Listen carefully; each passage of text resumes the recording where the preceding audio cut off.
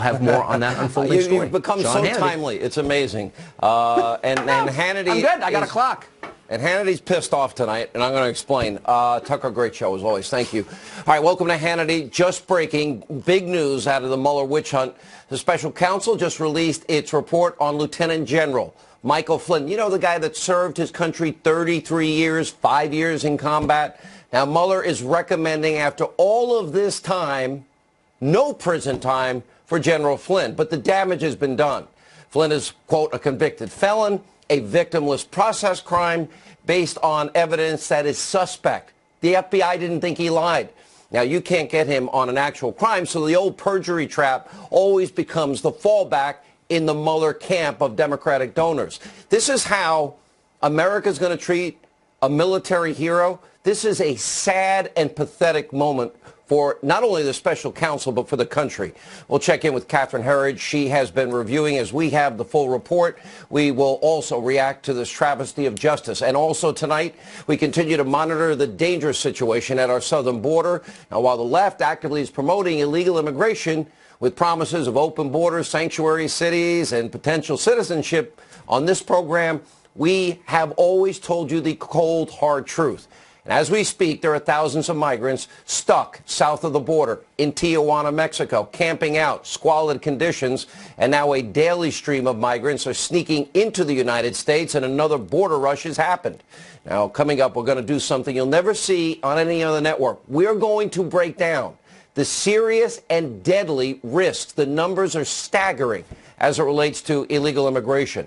Also, we have alarming video we'll share with you tonight. Look at this. Young children being dropped over the border wall by smugglers, some as little as 2 years old. And later, you won't believe what a CNN panel said about President Trump because he was paying respect to the late President George H.W. Bush. It's vile. It shouldn't shock you, coming from CNN. I'll explain in a mini monologue tonight. And last night we told you how a teacher, well, ruined Santa for kids in class. We'll tell you about that. Also, we have an update, plus much, much more. Sit tight, buckle up. We have a big breaking news opening monologue that we begin with. After multiple delays, it has been a full year ruined in General Flynn's life. Robert Mueller's report on the former National Security Advisor, Lieutenant General Michael Flynn, 3 stars, by the way, finally out, and he has been jerked around by this witch hunt for almost an entire year. And we know now he was coerced into pleading guilty only to a process crime, lying to investigators. Now, this despite fired FBI investigator James Comey, fired Deputy FBI Director Andrew McCabe, and even Peter Strzokor interviewed him, saying that there were 0 indications that, in fact, Flynn ever lied, actually lied, when they were in charge of the investigation. We begin tonight with a report in Washington with our own Catherine Herridge. Catherine, I actually have a report that you did. If I can put my glasses on, I'll find out the date on this thing. May 4th. In it, House Intel report. Comey testified FBI agents saw no physical indications of deception by General Flynn. That's right. That came, Sean, from testimony given to the House Intelligence Committee by the former FBI Director James Comey, as well as his deputy, Andrew McCabe. And that testimony was given several months apart, and they both reported the same thing, that agents saw no signs of deception. In other words, they didn't think Flynn was lying to them when he tried to relate his conversations and contacts with the Russian ambassador. So the question has always been, how do they get from, as McCabe said, a very poor foundation for a false statement case to a guilty plea for lying to federal investigators. I'm still going through the records now just to break it down and keep it simple. This sentencing memo from the special counsel Robert Mueller says that Flynn lied about 2 separate issues. One was his contacts with the Russian ambassador during the transition, and also his communications and business dealings with the Republic of Turkey. Based on his high level of cooperation with the special counsel, they are recommending the minimum on the sentencing spectrum, which would be no jail time, possibly probation. But what everyone is going to be talking about is what's called an addendum. This is the document that the special counsel has put forward that lays out how former National Security Advisor Mike Flynn has been cooperating with the special counsel. And according to the addendum, which is heavily redacted, he has provided almost 24 interviews with the special counsel. And just taking the redactions out, what we can see is that those interviews have focused on contacts between the Trump presidential campaign and Russian officials, so that's phase one. And then also in the second phase, the Trump transition team, as well as Russian officials. So we know Flynn has cooperated, provided information about both ends of the spectrum there, the campaign and then also the transition period. What I draw your attention to is these heavily redacted sections, which the special counsel is withholding, they say, because of sensitive ongoing investigations. But what they do say in one section is that Flynn has been so important to their investigations because, quote, the defendant began providing information to the government not long after the government first sought his cooperation. His early cooperation was particularly valuable because he was one of the few people with long-term and first-hand insight regarding events and issues under investigation by the special counsel. So the bottom line is the special counsel is recommending the minimum, so no jail time for the former National Security Advisor. You're quite right. What's detailed here are process crimes, what they call lying to federal investigators, which is a violation of 1001, typically a maximum of 5 years. But in this case, they're recommending the minimum. Lying about contacts with the Russian ambassador during the transition period and lying about his work with the Republic of Turkey. What we can't know at this point is what's in those redacted sections and how it may relate to other individuals and any future criminal prosecution in the coming days or weeks, Sean. All right, Catherine Herridge in Washington. We'll get back to her later in the program tonight. When we talk about process crime, wouldn't it be normal, because when you look at the date, December 2016, incoming National Security Advisor talking to his Russian counterpart, this is way over the line. Look, I'm going to go through this slowly. If you believe in this constitutional republic, equal justice under the law, application of our laws, you ought to be very concerned tonight and outraged. General Flynn's entire life has been put in limbo for an entire year for this. I've read the entire report. They even used the Logan Act, and it actually rarely ever used or invoked. But Hillary and the Espionage Act, he's lost his house because he couldn't afford the attorneys. He had to sell his house. His life's work, 33 years of serving his country, washed down the drain for this? Reputation destroyed for this? Nobody in the FBI thought this man lied. Comey didn't think so. McCabe didn't think so. Strzok, of all people, he didn't think so, and he interviewed Lieutenant General Flynn. 33 years of service, 5 years in combat in Iraq and Afghanistan, and this is the treatment, this is the thanks this country gives him? This is how we treat people? What kind of justice system is this? His house nearly faced bankruptcy, literally, and his world crashes before him and his entire family. And I would bet any amount of money that the only reason he signed this deal was, well, it's the same old system. Well, we might have to go after your son, worked with you, and, you know, then we're going to invoke the Logan Act, which nobody invokes, to go after him. So he could have made, instead of serving his country in the private sector, a lot more money.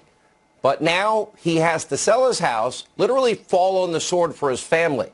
And don't forget, we know that they got through what a lot of this information through what? We knew he was a victim of illegal surveillance, illegal unmasking, illegal leaking of raw intelligence.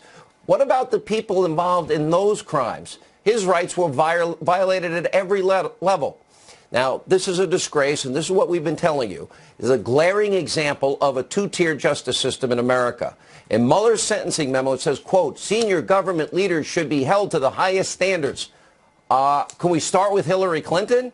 and James Comey? Because we have a long list of Democrats and Trump haters who have lied under oath before Congress and have faced no consequences. For example, longtime Clinton aide Cheryl Mills, Uma Abedin lied when they told the FBI investigators they had no knowledge of Hillary's private email, except they used it.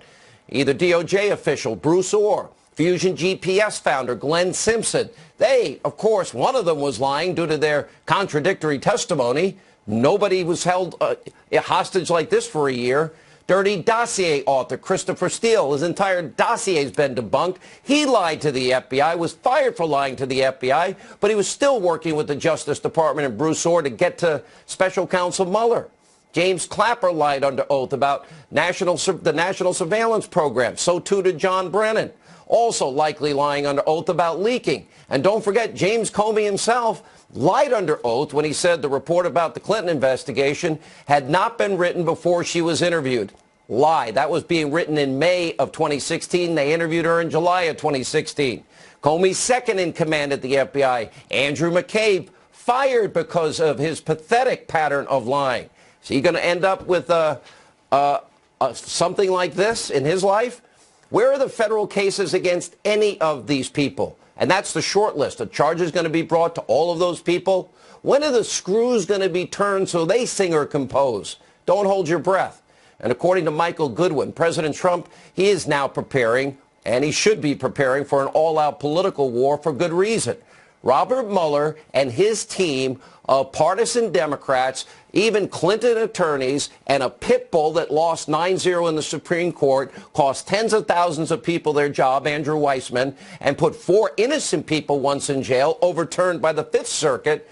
They have set out to disrupt, discredit, and destroy the presidency of Donald J. Trump. No matter how many lives are ruined in the process, you can't get them on the crime. Let's get them on a process crime. Let's set a perjury trap.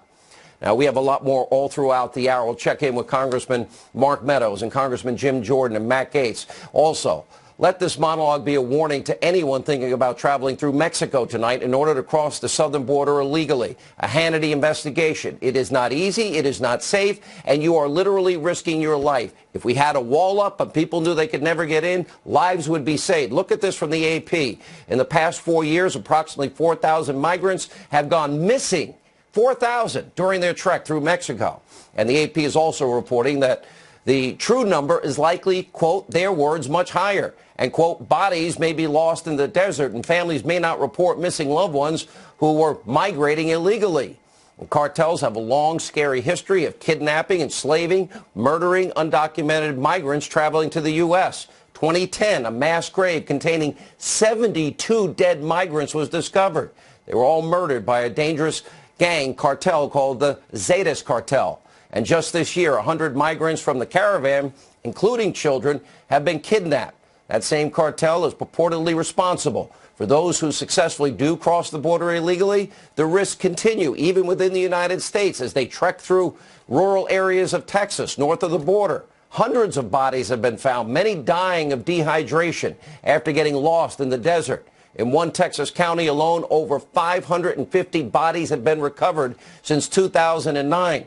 We talk about family separation. What about permanent family separation with people dying? Now, meanwhile, look at this video.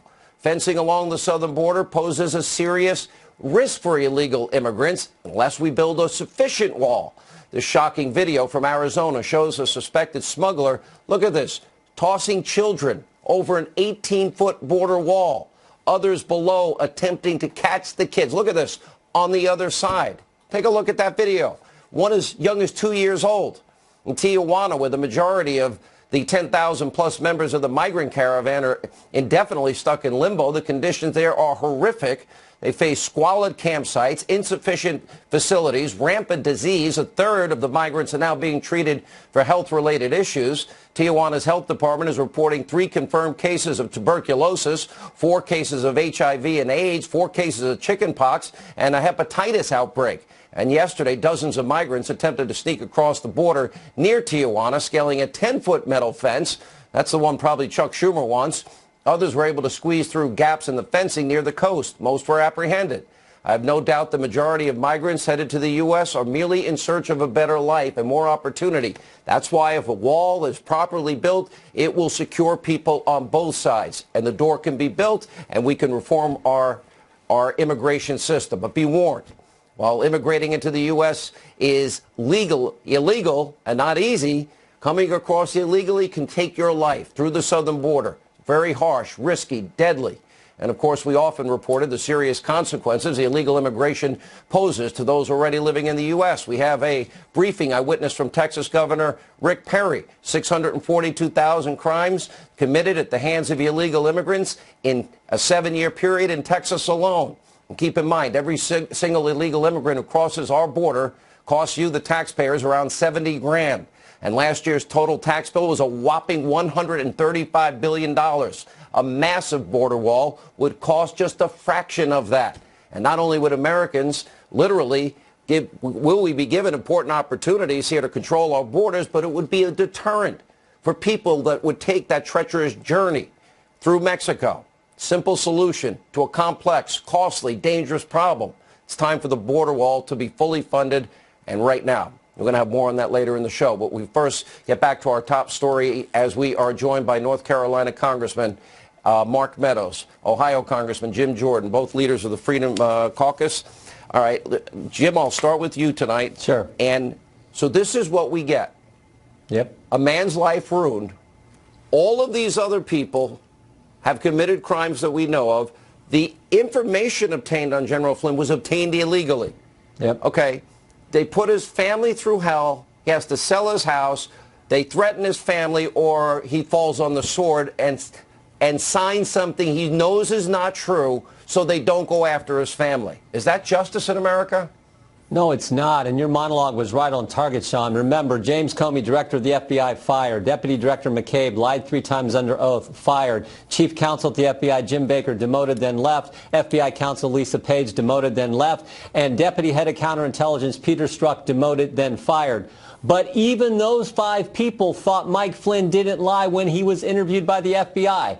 Only Bob Mueller did, and now this is what happened. So we got to keep this in context. The top people at the FBI, all demoted, left, or fired, who launched and ran the Clinton investigation, launched and ran the Russia investigation, put the fake dossier in front of the FISA court to get a warrant to spy on the Trump campaign, even they didn't think Mike Flynn lied when he was being interviewed by the FBI. And now Bob Mueller is saying he should get the most lenient sentence possible, but they still have the information he gave him. We'll find out what that is when we get the unredacted version of what Catherine was referring to tonight. Listen, I'm looking seriously, Mark Meadows, through all of this here. And what they're saying here, days prior to the FBI's interview of the defendant, Washington Post published a story alleging he had spoken with Russia's ambassador to the United States on December 29th.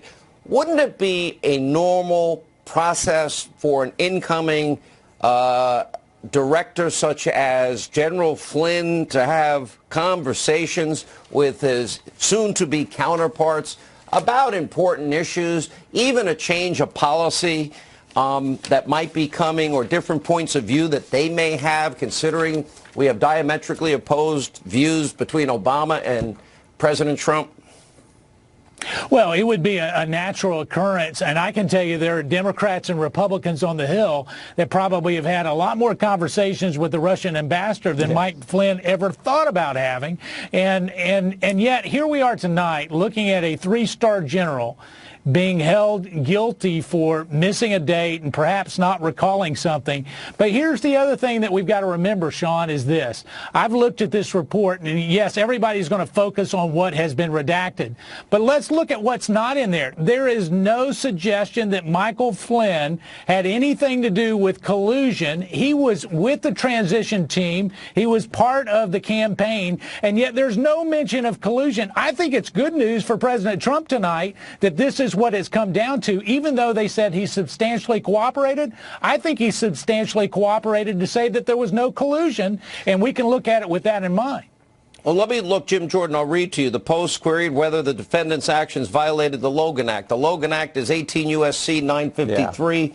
It's old but a rarely invoked federal statute prohibiting unauthorized private diplomacy with foreign nations.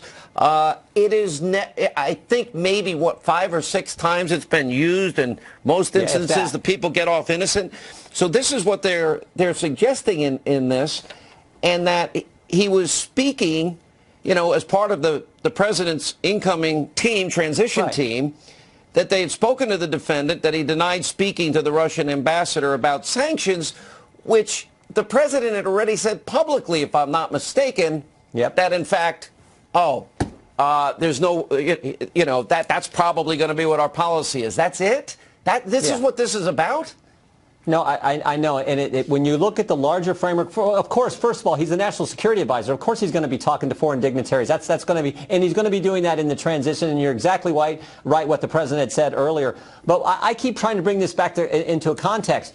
The guy we need to talk to, Sean, while the left is making all kinds of hay about this story tonight about Mr. Flynn, the guy we need to be talking to is Rod Rosenstein. It has been 10.5 weeks since it was reported that he talked to subordinates about wearing a wire and invoking the 25th Amendment. And Mark and I and other members of Congress have yet to be able to ask him one single question since that became public. That needs to happen in the next 26 days before Nancy Pelosi is Speaker of the House. That's what I'm focused on. This is news tonight. I get it. And we've walked through this. But that's the real thing we have to focus on in the last few weeks of this Congress. Let me go back to Mark Meadows. Congressman, if you go back to the House Intelligence Committee report, Comey testified that FBI agents saw no physical indications of deception. Now, that includes McCabe, that includes Comey, and that includes Peter Strzok, of all people that interviewed him. They didn't think he lied. And, and this sends a very bad message to everybody, and that is, boy, you better never talk to the FBI, even though you might be inclined because I grew up with reverence for this great institution. You better never, unless you're a Democrat, then you can say anything you want, but then you're covered. That's what I take out of it. Well, I think it's not just in the House Intel. Jim and I have been part of testimony and briefings and questioning where that was reiterated not once, not twice, but 3 different times that they didn't believe that Mike Flynn lied. So here's what we've got. We've got a situation where we're a year and a half into this investigation. It started back in May of 2017, and here we are in December. If this is the best we've got coming out of Mueller's investigation, it is time that he writes the report, closes it out, and let the American people focus on what is important to them, which is really about making sure they keep their jobs in the economy and what the president has been delivering on. So it's time for Mueller to bring it to a close. Hopefully this is the beginning of the end, but it can come none too soon for most Americans. It's amazing to me, Jim, as I read through this, they're quoting the Washington Post. I'll give you one example, and then they talk again about 18 U.S.C. 953, that's the Logan Act, and subsequent to the they literally quote the Washington Post and an article. Prior to the defendant's FBI interview, members of President-elect Trump's transition team, I think they might be talking about Vice President Pence, publicly stated that they had spoken to the defendant and that he denied speaking to the Russian ambassador about the sanctions. Look, I don't know what your guys' lives are like. I can tell you what my life is like. The number of conversations I have on a daily basis. If you ask me who I talked to yesterday, I will not be able to recall with any sense of certainty. Most people live busy lives. I was there. Right. I watched this. This was as busy at a time as anything else. And I'm sure there were a lot of pleasantries given back and forth. Look forward to working for you. You know, we're going to work on a lot of issues together, which would seem perfectly appropriate to me.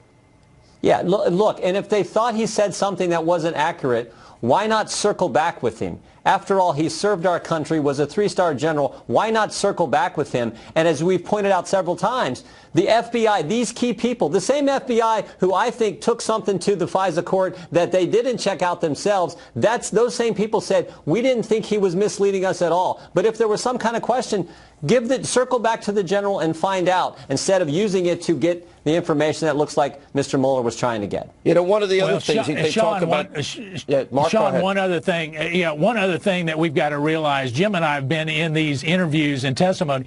There is a whole lot more that we can look at in terms of the conversations that FBI agents and previous agents have had that call into question whether they're being truthful or not than what we see with General Flynn.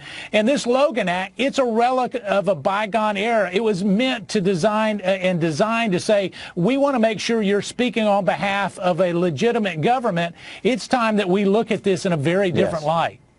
Yeah, I think we have to look at it a different light. I just gave you, Mark, a list. We just laid it out for us. Cheryl Mills, Uma Abedin, all these people that lied before Congress, all of them. We know that they lied. Then we have Hillary Clinton. James Comey wrote this exoneration in early May with Peter Strzok. He lied and said he wasn't beginning the writing of that exoneration. That's a lie by him. By the way, he also might have issues with the Espionage Act when he leaked the information to his professor friend for the very purpose of getting it to the New York Times, so that might spark the appointment of a special counsel. He should have the same legal jeopardies. Hillary's, mom and pop shop bathroom closet server, we believe at least 6 foreign entities hacked into it. We know it's a violation of the Espionage Act. We know that her aides emailed that very site and had email addresses from that site. I don't see any of them going through what a 33-year veteran, 5 years of combat veteran, has gone through, a guy that served his country. Do you? Why is there this double standard?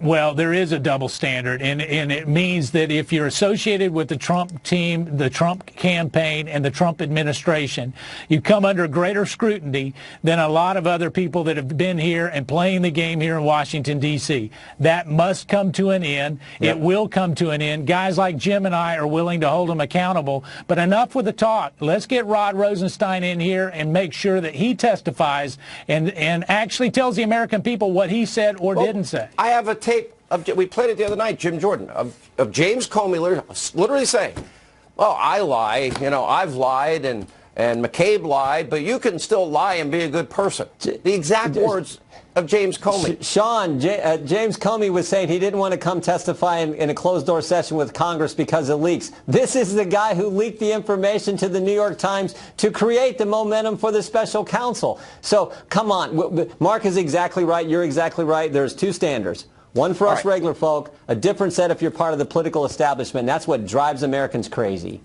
All right, thank you both. Freedom Caucus members, Mark Meadows, Jim Jordan, we appreciate it. We have a lot more on this breaking news with Mueller recommending no prison time for former National Security Advisor Michael Flynn.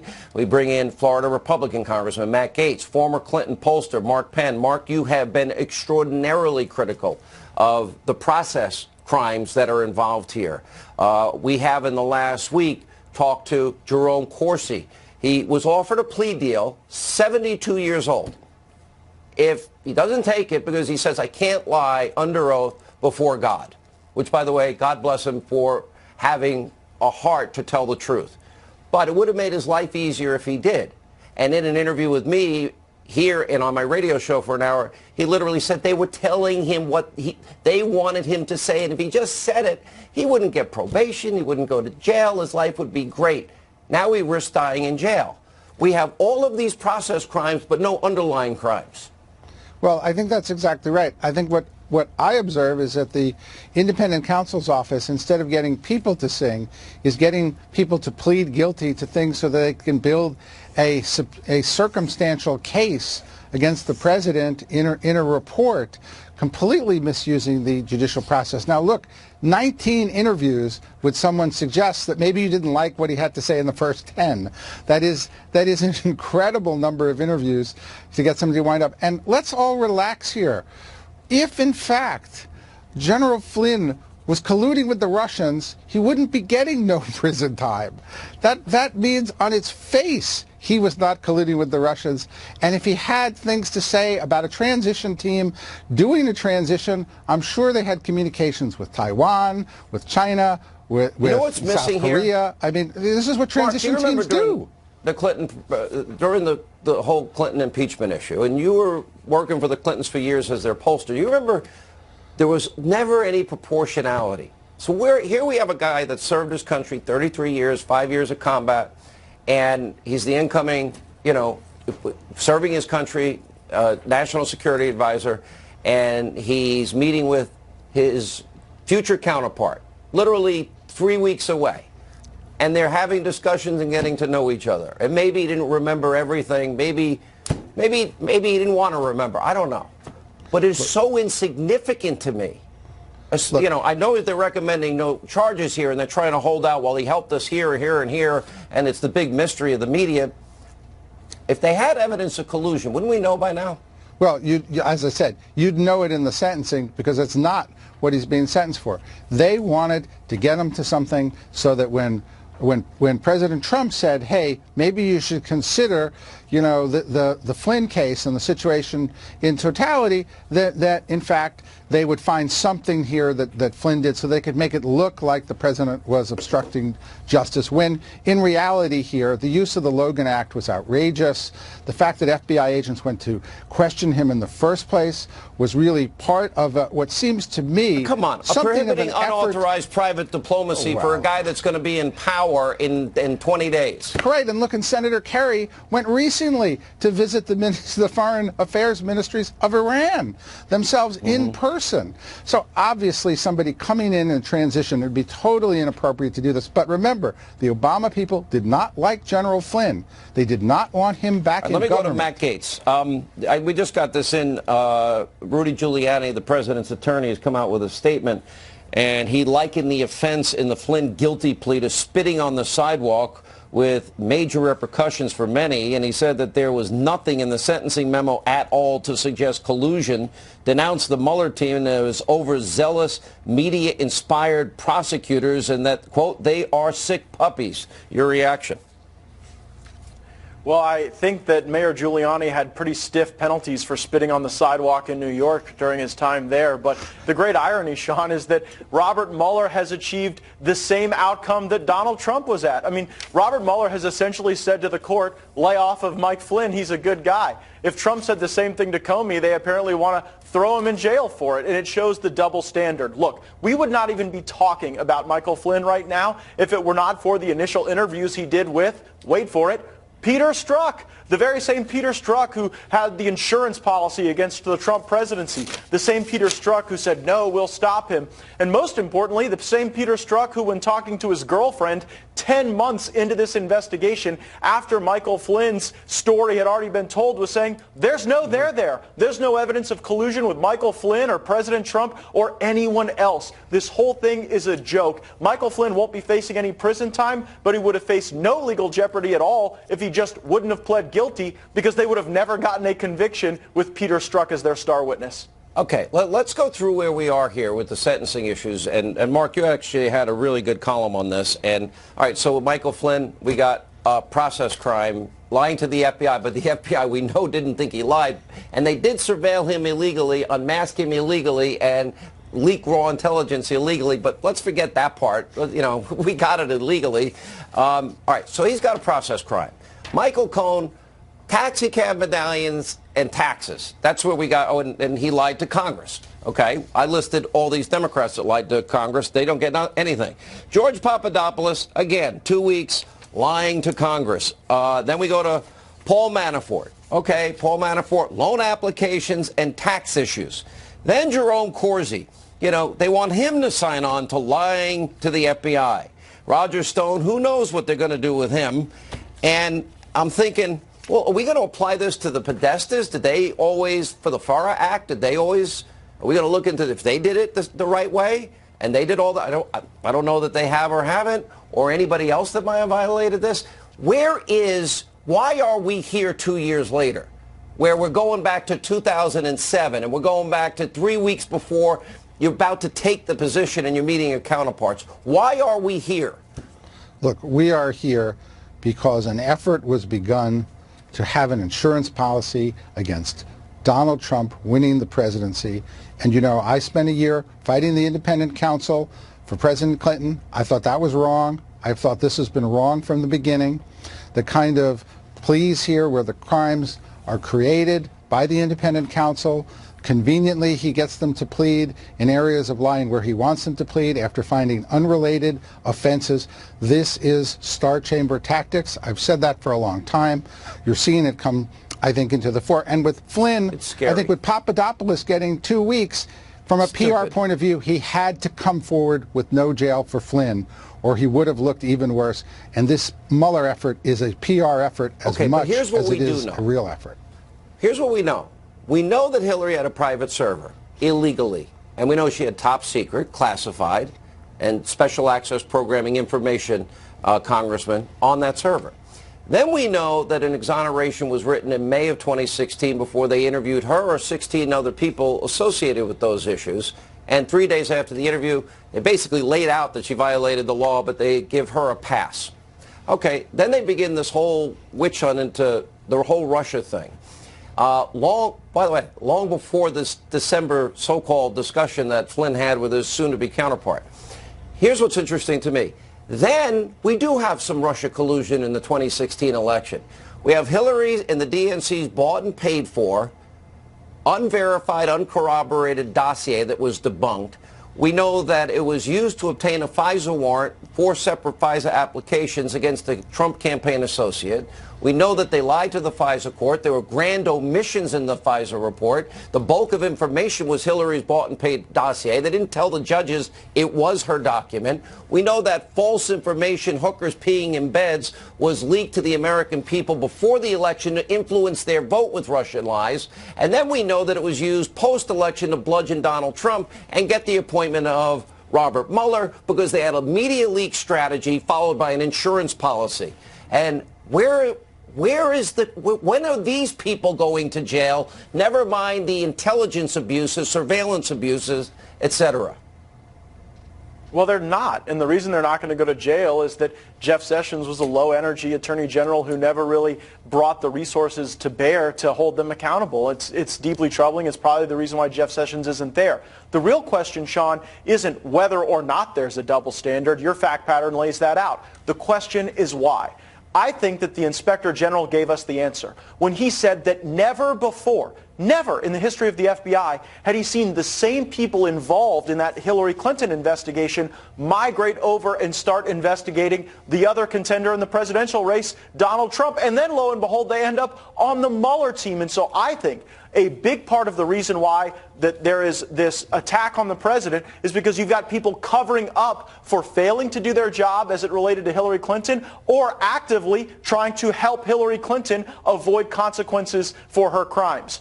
The personnel overlays are outrageous. Jeannie Rhee, yeah, sure. All right, stay right there. Joining us on the phone, #1 New York Times bestseller, The Russia Hoax, the illicit scheme to clear Hillary Clinton and frame Donald Trump, Fox News legal analyst Greg Jarrett. Well, I know you've read it. I've read it now multiple times, and the more I read it, the angrier I get, because this is it. This is how we treat a guy that served his country all these years and put his family through hell and have to sell your house because you can't afford the attorneys to keep going and defending yourself. Well, and Representative Gates is correct that had this case been brought to trial, Mueller would lose and Flynn would win. I've read the sentencing memo, nothing about collusion. The addendum, very short, 5 pages, heavily redacted. It says Flynn helped in 2 cases, 2 areas. One, a criminal case not handled by Mueller and therefore not collusion related. And the other area was discussions that the Trump transition team had with foreign governments, including Russia. But that's not collusion either because the election was over. So, it sort of makes you wonder, what's Mueller doing here? Is he going after people in the Trump transition team for a Logan Act violation? How many times has the Logan Act? Diplomacy? That's absurd because the transition team is allowed to contact foreign governments. The Logan Act, 18 U.S.C. 953. Now, they forget about 18 U.S.C. 793, the Espionage Act, where I believe and you believe that both Comey and Hillary could very well, we believe they violated it. We've identified about 18 crimes with Rudy Giuliani that Hillary probably committed. I just went through the whole litany of everything that happened with the Clinton dossier, real Russian collusion, really paid for, really designed and used to influence the election. But let's go to the Logan Act in particular, because that's what they cite here. How often has that been invoked, that federal statute, which prohibited unauthorized private diplomacy with foreign nations. Wouldn't an incoming administration official at this level, wouldn't it be normal to have contact with your soon-to-be counterpart? Yes. In fact, in my book, I interviewed the author of an expert who wrote a book himself on transitions, and he said, "Are you kidding me?